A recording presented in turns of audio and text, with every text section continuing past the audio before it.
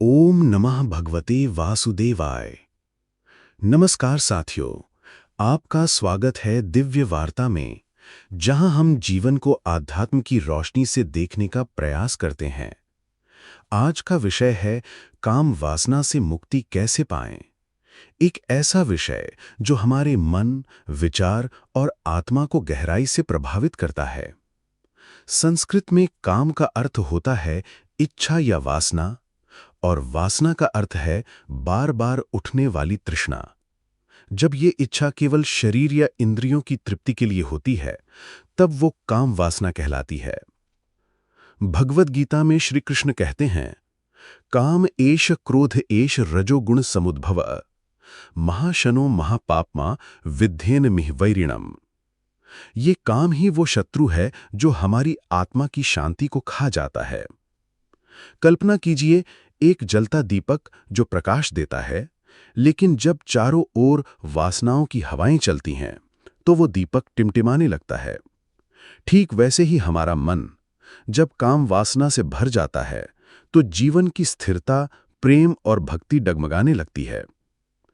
जब हम काम वासना के अधीन होते हैं, तो हम निर्णय नहीं बल्कि तृष्णा के अनुसार कार्य करते हैं। संबंधों में मोह और भोग का समावेश होता है, न कि प्रेम और समर्पण। अंततः मन अशांत, जीवन असंतुलित और आत्मा बंधन में बंध जाती है। लेकिन जब हम इससे ऊपर उठते हैं, तो हमें मिलती है वैराग्य की शक्ति, ध्यान की गहराई और भक्ति की मिठास। महापुरुषों का जीवन, जैसे श्री रामकृष्ण परमहंस, स्वामी विवेकानंद, इस बात का जीवंत उदाहरण है कि कैसे काम की शक्ति को ब्रह्मचर्य और साधना से तप में बदल दिया जाता है। अब बात करते हैं उन व्यावहारिक उपायों की जिनसे आप इस बंधन से मुक्त हो सकते हैं। पहला, स्वध्यान।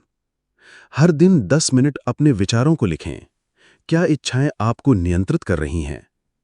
ध्यान से ओम नमः शिवाय या राम का जाप करें। यह मन को शुद्ध करता है। ब्रह्मचर्य का पालन करें।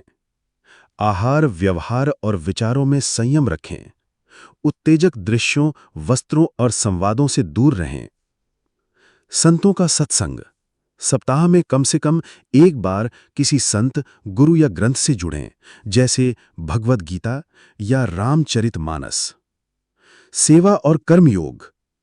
काम वासना की ऊर्जा को किसी रचनात्मक सेवा में लगाएं, जैसे भोजन दान, गौ सेवा या किसी जरूरतमंद की मदद। मन को समझें, दबाएं नहीं। वासना को दबाने से नहीं, बोध से उसकी शक्ति समाप्त होती है। एक युवा साधक अभय, जो पहले भोग विलास में डूबा था, आज हर सुबह ध्यान करता है, सत्संग में भाग लेता है और समाज सेवा करता है। उसने बताया, पहले मैं खुद को समझ नहीं पाता था, लेकिन जब से मैंने भगवद गीता पढ़नी शुरू की, मेरा मन शांत होने लगा। अब काम वासना की जगह आत्मा की तृप्ति का आनंद मिल रहा है।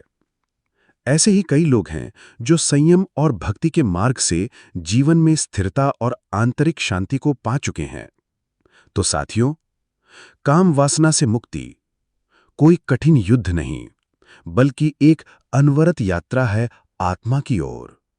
हम सभी इस पथ के यात्री हैं।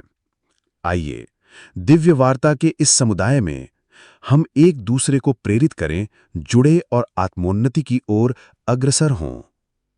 कमेंट्स में लिखिए, आपने कौन सा उपाय अपनाया है और आपको क्या अनुभव हुआ है। अगर आपने अभी तक चैनल सब्सक्राइब नहीं किया है, तो जरूर करें। आपकी हर यात्रा में हम हैं आपके साथ आध्यात्म की ओर। धन्यवाद। अगली वीडियो में हम बात करेंगे, वैराग्य क्या है और क्या ये जीवन त्यागने का नाम है। तब तक के लिए शिवोहम। शांति शांति शांति। दिव्य वार्ता, जहां हर कथा आत्मा को छू जाती है।